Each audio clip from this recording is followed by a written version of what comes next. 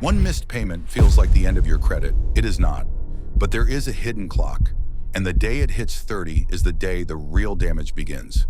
Most people panic on the wrong day and relax on the wrong day. If you understand this timeline, one rough month does not have to leave a mark at all. What if the moment you miss a due date, you actually still have a window where your credit report has not been touched? Meet Carl. Money got tight, a payment slipped, and now he is lying awake sure that his credit is already ruined. He does not know how the timeline works, so every day feels like a disaster. Following Carl, we cover 4 things: the reporting timeline and the grace window most people never use, how much damage each stage 30, 60, and 90 days actually does, whether it can be undone once it is on there, and the exact moves that stop one slip from becoming a scar. Here is the catch. That grace window is real, but it is shorter than you think, and it slams shut fast. Before we finish, you will know the one request that may get a one-time late payment removed, and it is the move almost nobody knows to make. Part 1. The reporting timeline and the grace window inside it. Here is the piece that changes everything. When you miss a payment, your lender does not report it to the credit bureaus the very next day. In almost all cases, a payment is not reported as late until you are a full 30 days past the due date. One entire billing cycle. Between your due date and 30 days late, there is a window where your credit report has not been touched yet. That window is the most misunderstood thing in all of credit.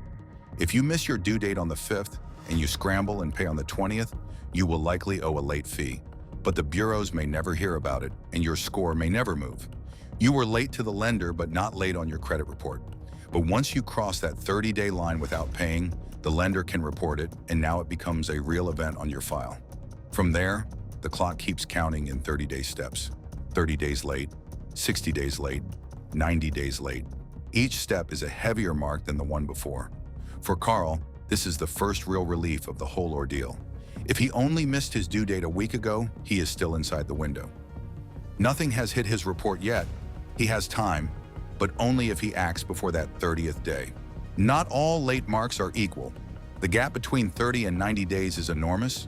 A single 30-day late payment is the mildest version, but do not shrug it off. It can still knock a real chunk off your score. And here is the cruel part. The higher your score is, the more a first late payment tends to hurt because you had more to lose. A person with excellent credit can feel a 30-day late more sharply than someone whose score was already low. 60 days late is worse. It signals a pattern, not a one-time slip, and lenders read it that way. 90 days late is where it becomes serious. At 90 days, you are deep into what lenders call a serious delinquency, and it does heavy damage to your score and to how any future lender sees you. 30 days is a stumble. 90 days is a flashing red light on your entire file, and it does not stop at 90. If nothing changes, the account generally heads toward a charge-off somewhere around 120 to 180 days, which is when the lender writes it off as a loss and often sends it to collections. That is the worst outcome, and it is the one this whole timeline is trying to help you avoid. For Carl, the lesson is that the number on the calendar is everything. The difference between acting this week and ignoring it for 2 more months is the difference between a small dent and a deep, lasting mark.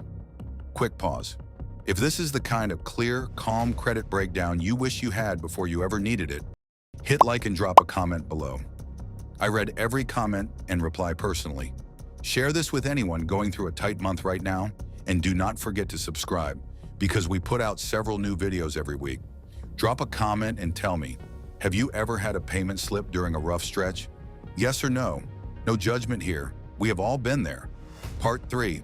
Once a late mark is on there, can it be undone, and how does recovery actually work?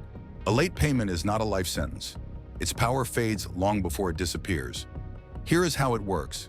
A late payment can stay on your credit report for about 7 years. That sounds brutal, but the impact is not flat for 7 years. It hits hardest right when it happens, and then it fades steadily as the months pass, and you stack up new on-time payments on top of it. A late mark from 2 years ago, buried.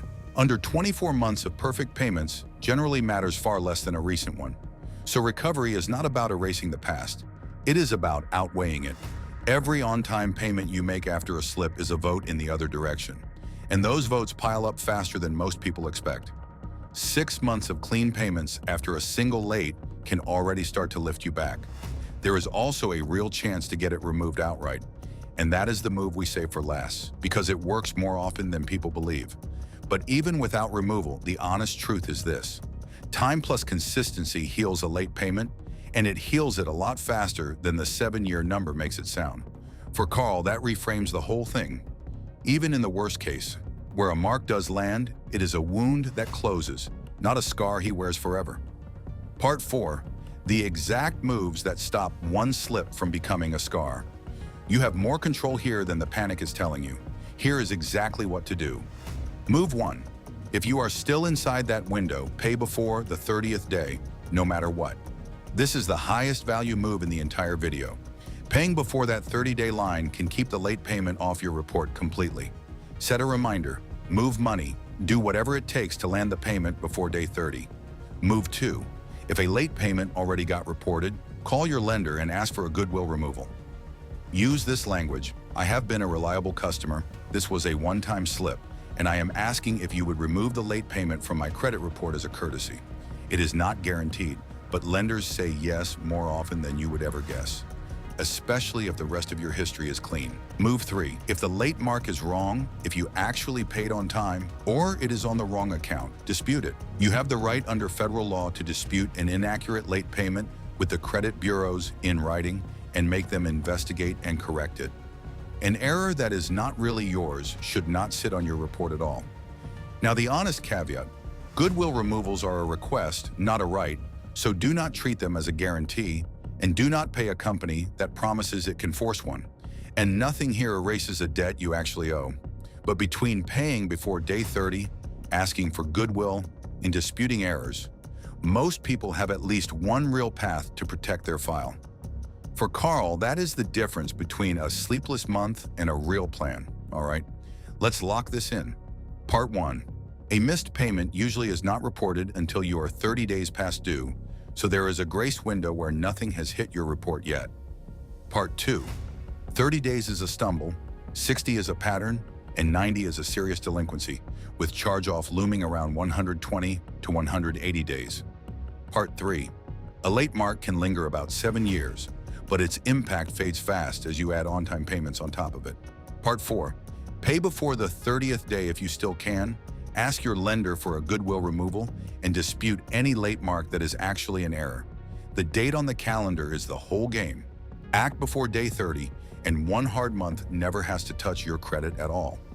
None of this is about being perfect. It is about knowing the timeline so that the next time money gets tight, you are making moves instead of losing sleep. If this helped you, give it a like and drop a comment below. I read every single comment and reply personally to your questions. Send this to someone you know who is going through a tight stretch, and make sure you subscribe, because we put out several new videos every week. And the next video you should watch exposes a giant company that just got caught. The Federal Trade Commission made Amazon pay $2.25 million for stonewalling identity theft victims who were just trying to get the records they needed to clear their own names. If your identity is ever stolen, this is the right almost nobody knows they have. Make sure to subscribe so you don't miss it. It'll be uploaded within the next 2 days. See you there.